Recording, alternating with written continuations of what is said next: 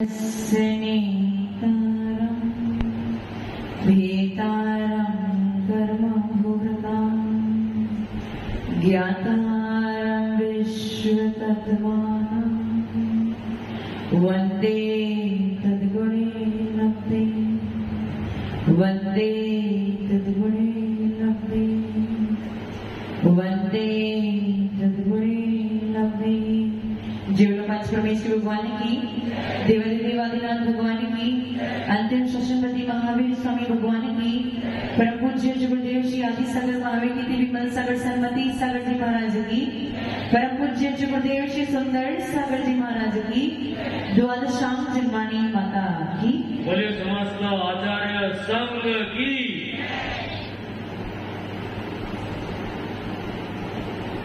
5 सितंबर शिक्षक दिवस, teachers day कब से मनाया जा रहा है? 1942 से। और कारण क्या है टीचर्स डे मनाने का? इंटरनेशनल नहीं, इंटरनेशनल लेवल पे इसे नहीं मनाया जाता, केवल इस भारत देश में ही 5 सितंबर को टीचर्स डे के तौर पे मनाया जाता है। और क्यों? क्योंकि इस भारत देश के जो पूर्व राष्ट्रपति थे श्रीमान डॉक्टर राधाकृष्ण पल्ली, उनका आज के दिन ही जन्मदिन था और उन्होंने 40 साल, अपने जीवन के 40 साल शिक्षा में बिता दिए और इसीलिए आज के दिन को टीचर्स डे के तौर पे मनाया जाता है। क्या फर्क है शिक्षक और गुरु में? टीचर्स डे की जगह पे गुरु का दिन भी बोल सकते थे ना, शिक्षक दिन की जगह पे गुरु का दिन भी मनाया जा सकता था, लेकिन निश्चित तौर पे कोई ना कोई फर्क है, इसीलिए आज गुरु नहीं, क्या बताया, शिक्षक। क्यों?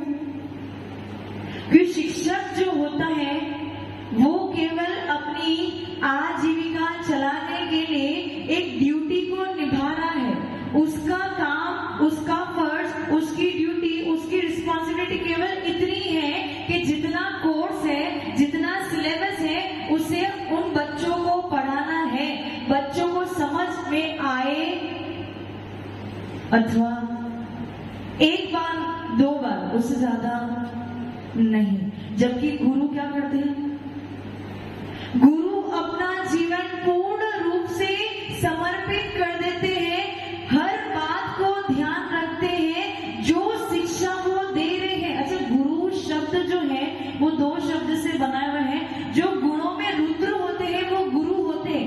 पहले उन गुरु ने गुण अपने अंतरंग में उतारे, वो अपने जीवन में उतारे, तब जाके उन्होंने उन गुणों की शिक्षा अपने शिष्यों को देना प्रारंभ किया। जबकि शिक्षक गुणों के रुद्र नहीं, इसलिए आपको शिक्षक संज्ञा दी गई है और जो पूज्य होते हैं उन्हें गुरु की संज्ञा दी गई है। आप केवल शिष्यों के लौकिक शिक्षा बढ़ा सकते हो, लौकिक व्यवहार में उनका कल्याण कर सकते हो, जो केवल उनके इसी भोग में काम आएगा। लेकिन जो गुरु होते हैं वो पूज्य इसलिए होते हैं क्योंकि वो इस जीवन का तो सही, लेकिन आने वाले अन्य जितने भी जीवन है, जितने भी भाव है, उन सब का कल्याण करने के लिए, उनके जीवन को परिवर्तित करने के लिए और उनके जीवन में गुण को भरने के लिए ही गुरु होते हैं। आप भी अपने किचन में भोजन बनाते हो और जहाँ पे साधु का चौका लगता है, उस चौके में भी साधु के लिए खाना ही बनता है ना, भोजन ही बनता है। लेकिन फिर भी आपके किचन को किचन कहाँ है और उनके किचन को चौका कहाँ है? क्योंकि वहां पे पवित्रता का भाव आता है और आपके किचन में पवित्रता का भाव। और यही फर्क है एक शिक्षक और एक गुरु। समझ में? शिक्षक, आपको शिक्षक कहा है और इनको गुरु कहा है, क्योंकि गुरु पूज्य है, शिक्षक पूज्य नहीं है, केवल उपकारी है, परंतु पूज्य नहीं। जो गुरु होते हैं वो एक शिल्पकार की तरह होते हैं। शिल्पकार एक चट्टान जिसमें अनेकों अनेक दाग लगे हो, जिसमें अनेकों अनेक मल लगे हो, उस शिल्पकार को उस पूरे से चट्टान के अंतरंग में भी एक बहुत ही सुंदर प्रतिमा नजर आती। अच्छा, तिल कैसा होता है? काला। तिल कैसा होता है? आप कैसे हो? गोरी। तिल कैसा है? काला। लेकिन वो काला होने के बावजूद आपकी सुंदरता में वृद्धि करता है। उसी प्रकार से शिल्पकार क्या करता है?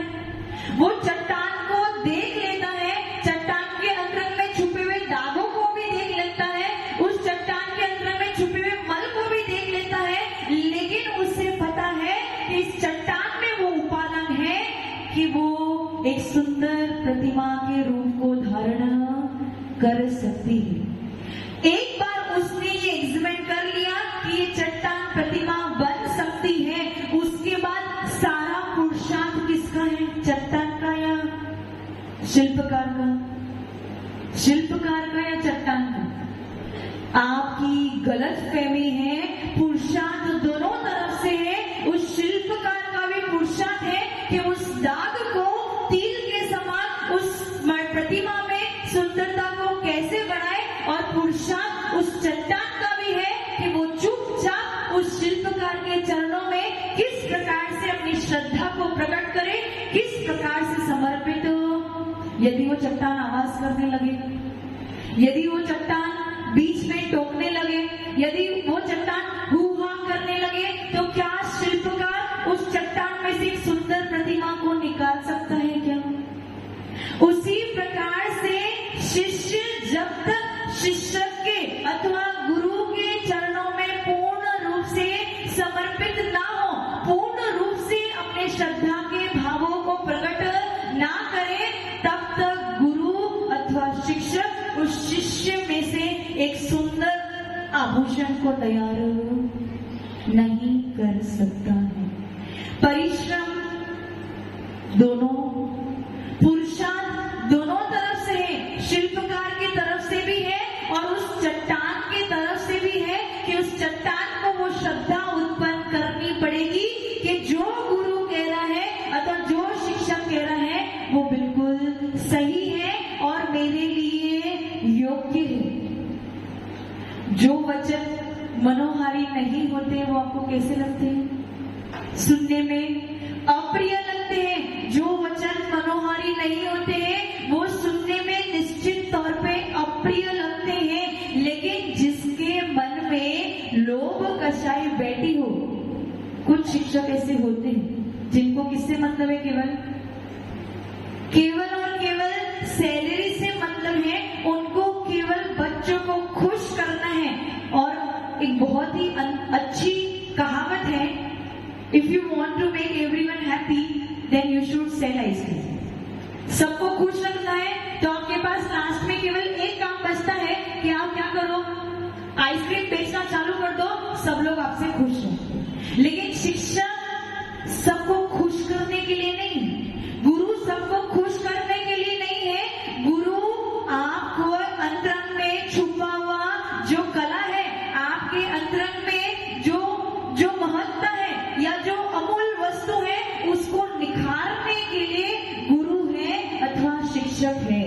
और यदि वो मनोहारी अथवा प्रिय शब्द को बोलेंगे तो आपके अंतरंग में से कला कभी भी बाहर निकलने वाली नहीं। इसलिए अमनोहारी शब्दों का प्रयोग भी करना पड़ता है जो आपके कर्णों के लिए अप्रिय हो, लेकिन निश्चित तौर पे आगे जाके वो ही शिष्य के लिए क्या बन जाएगा? एक आभूषण बन जाएगा।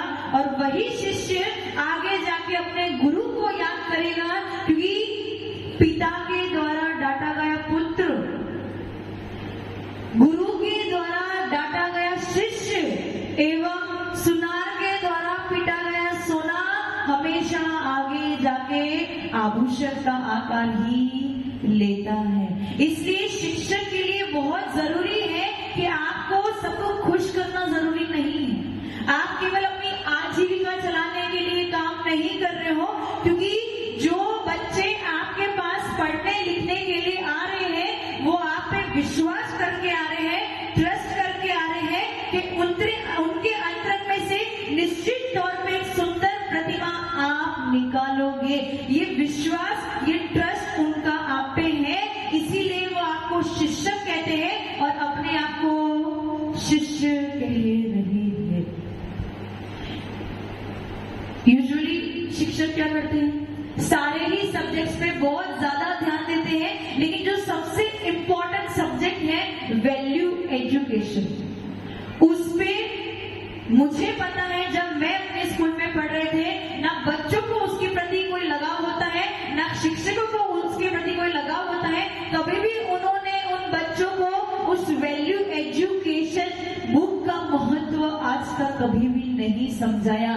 जबकि वो लौकिक पढ़ाई करोगे तो डिग्री तो मिल जाएगी, लेकिन जब तक वैल्यू एजुकेशन की डिग्री नहीं मिलेगी, वो लौकिक डिग्री आपको कोई पद पे तो बिठा देगी, लेकिन हमेशा उस पद पे बिठाने के लिए आपको वैल्यूज एटिकेट्स आना बहुत जरूरी है, और वो भी इन शिक्षकों के हाथ में है।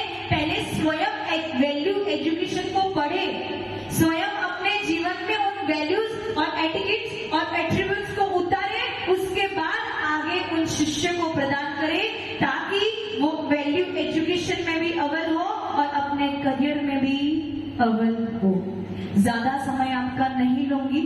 आप एक शिक्षक पद पे विराजमान हो, लोग आपको सम्मान की दृष्टि से देखते हैं, आपको उपकारी कहते हैं, तो अपने दिल से इस पद को निभाना, उन शिष्यों के जीवन का महत्व समझा और उन शिष्यों के जीवन को उज्जवल बनाने के लिए जितने गुण चाहिए, जितना एट्रीब्यूट्स चाहिए, वो सब उनको प्रदान करने की कोशिश करना, और जो भी काम करना दिल से करना, केवल पैसों के लिए। यदि पैसों के लिए करोगे तो उन शिष्यों के साथ आप बहुत बड़ी मायाचारी करोगे। इसलिए इस मायाचारी को छोड़ के जो भी काम कर रहे हो उसे दिल से करना, और उन शिष्यों का, उन जो शिष्य आपके पास पढ़ने आ रहे हैं, जो स्टूडेंट आपके पास पढ़ने आ रहे हैं, उनके भविष्य को उज्जवल करना, उनका भविष्य आपके हाथ में है। ओम नमः सिद्धेभ्यो। जय बोलो परम पूज्य गुरुदेव जी सुंदर सागर जी महाराज की।